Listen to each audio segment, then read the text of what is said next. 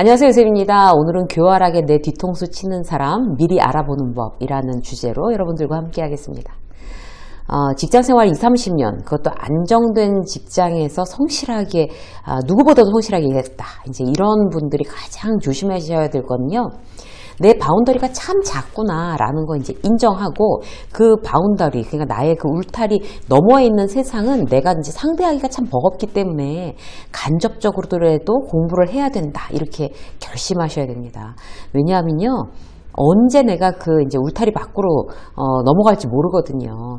이제 나이를 헛먹었다, 이렇게 자조 섞인 말을 하는 경우가 이제 그 직장 생활도 오래 하고 제대로 하고 뭐 승진을 못한 것도 아니고 다 그렇게 됐는데, 사람들 말에 속고 뒤통수 맞고 이런 경우가 이제 운 나쁘게 있을 때 이제 그런 얘기 하죠. 뭐 요즘 이제 한참 난리잖아요. 사이비 종교, 뭐 보이스피싱, 뭐 경제 범죄 이런 데 연루되는 사람들을 보면요.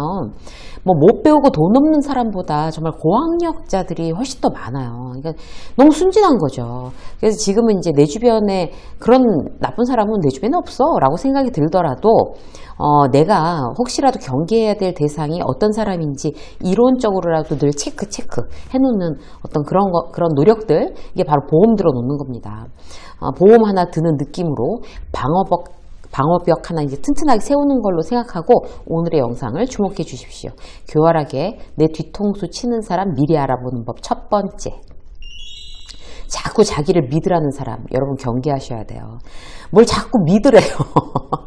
자기를 믿으라는 사람은 일단 경계하시면 됩니다. 그 기준으로 삼으세요. 정말 믿을 만한 사람은요, 자기 믿으라고 얘기하지 않습니다. 그래서 나는 믿어도 돼, 나 못 믿어? 뭐 이런 사람들 있잖아요. 그러면 이제 경계해야 되겠구나. 저 사람 경계해야 되는 사람이네.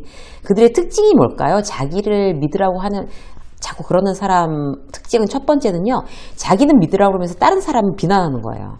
이런 상황이 되면 또 이게 완전히 그 룰대로 가는구나, 경계해야 되겠구나, 이렇게 생각하시면 돼요. 그 이제 방송에도 나오고 유명한 분인데요. 그분을 이제 처음 만났을 때 처음부터 끝까지, 그러니까 그쪽 이제 그쪽 어떤 세계에 있는 사람들이 서로 간에 이제 어떻게 한 달이 걸러 알만한 그런 사람들을 누구 알아요? 이렇게 질문을 하면서 계속 그 사람 알아요? 물어보고 안다 그러면 이제 막 욕하고 우리 둘이 공통으로 아는 사람을 안주 삼아서 처음부터 끝까지 얘기하더라고요. 그러니까 누군가를 잡아 끌어내리면서 자기 자신을 돋보이게 하는 어떤 그런 부류인 거죠. 그런 사람들은 신뢰하기 어렵습니다. 그래서 자기는 괜찮은 사람, 자기 믿을 만한 사람인데 그러면서 다른 사람을 계속 비난하는 경우, 여러분 경계하셔야 되고요.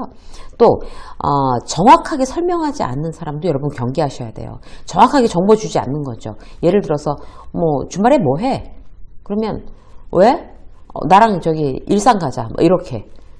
왜? 일산은 뭐하러? 그러면 가보면 알아. 다 너 좋으라고 하는 거야. 이런 얘기들. 정확하게 설명하지 않고, 그러니까 뭔가를 제안하면서 정확하게 설명하지 않는다는 것도 이제 여러분들이 경계하셔야 돼요.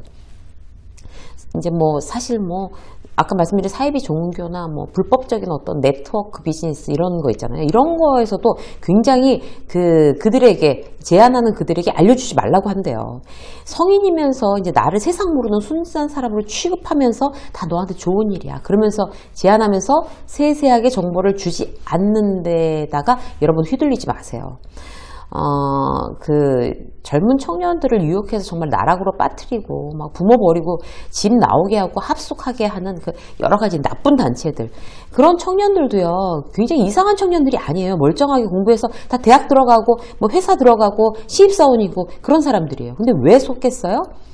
그들이 보기에 저 상대가, 제안하는 저 상대도 뭐 나와 같은 상식을 가진 사람이라고 전제하에 상대하기 때문에 그렇습니다. 그러면 이제 속아 넘어가기 쉬운 거예요. 자, 또 특징이 어떤 걸까요? 나의 유약함을 지적하든가 아니면 지나치게 칭찬하는 사람도 경계하셔야 돼요. 너 그러다가 사회에서 큰일 난다, 그렇게 쑥맥이니까 어쩜 좋니, 뭐 이런 거 있잖아요. 일종의 가스라이팅이에요. 뭐 나만 믿어, 너는 약해, 그러니까 나를 믿어, 나한테 의지해, 이런 걸 강조하는 사람, 혹은 반대로 너무 칭찬하는 거죠. 요즘 특히 이제 청년들 같은 경우, 젊은 세대들 같은 경우에는 이제 인정 욕구가 강하고, 그러나 이제 너무 경제가 어려워서 돈은 없고 그 취업도 잘 안 되고, 그러니까 이제 그렇게 힘든 나한테 막 스포트라이트를 비추고 정말 막 잘한다고 칭찬해주고 너의 가능성 너무 무궁무진해. 넌 이런 것도 할 수 있어. 이렇게 칭찬해주는 그룹이 있으면 그냥 넘어가기가 쉽다는 거죠. 청년뿐인가요? 장년들도 마찬가지예요. 50대 특히 남자들이 이제는 이제 뭐 은퇴해야 되고 누가 이제 뭐 가족들도 뭐 자식들도 그 뭐 이제 아내도 뭐 그냥 나를 존중하는 것 같지 않고 그러면 뭐 진짜 청춘이요. 옛날이요. 뭐 이런 인생, 그런 열패감에 이제 휩싸일 수 있어요. 그래서 그 50대의 우울증이 전 세대 중에 가장 높다고 해요. 그럴 때 누군가 자신에게 정말 열광해주는 누군가를 만났다. 이러면 이제 판단이 제대로 되지 않고 속아 넘어가는 거죠. 그래서 그런 거를 대단히 경계하셔야 됩니다. 자, 한 가지 더 볼까요? 근거 없이 자기 자랑하는 사람. 자기 믿으라고 그러면서 자기 자랑하는 사람 있잖아요. 딱히 공신력 있는 어떤 조직에 속해 있는 것도 아니에요. 무슨 사업인지 정확히도 모르겠는데 막 자기 자랑이 대단히 심해요. 특히 누구랑 잘 안다고. 뭐 인맥을 자랑하는 경우. 뭐 이런 경우, 뭐, 우리는 뭐 거의 뭐 호영호재하는 사이지, 뭐. 그 형님 내가 잘 알아. 내 동생 같은 사람인데, 이렇게 얘기하는 거. 그냥 한 귀로 듣고 한 귀로 흘리세요. 이 사람 대단하군. 이렇게 생각할 일이 아니라는 거죠. 실력 있는 사람은 자랑하지 않습니다. 자랑을 지나치게 하면, 이 사람 속이 허하구나. 뭔가 감추려고 하는구나. 이렇게, 이제 생각하시면 대부분 맞습니다. 자, 자기만 막 믿으라는 사람. 그 다음에 두 번째는요, 말과 행동이 어긋나는 사람이에요. 이제 이런 행태가 유난히 두드러진다면 이제 점점 더 슬슬 이제 멀어질 필요가 있는 거죠. 예를 들어서 자기는 아침형 인간이래요.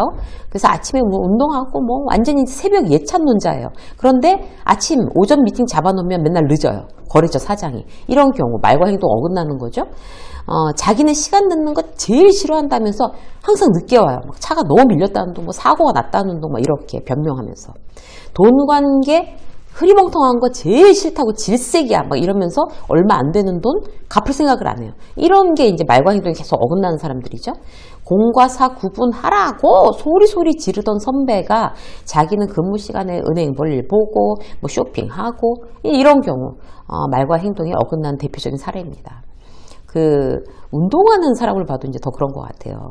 요즘은 이제 어떤 PT나 필라테스 이런 것도 이제 1대1 수업을 받는 경우들이 많잖아요. 근데 이제 그거 자체도 금액이 부담스러운데, 운동을 하고 있는데 이렇게 얘기하는 거예요.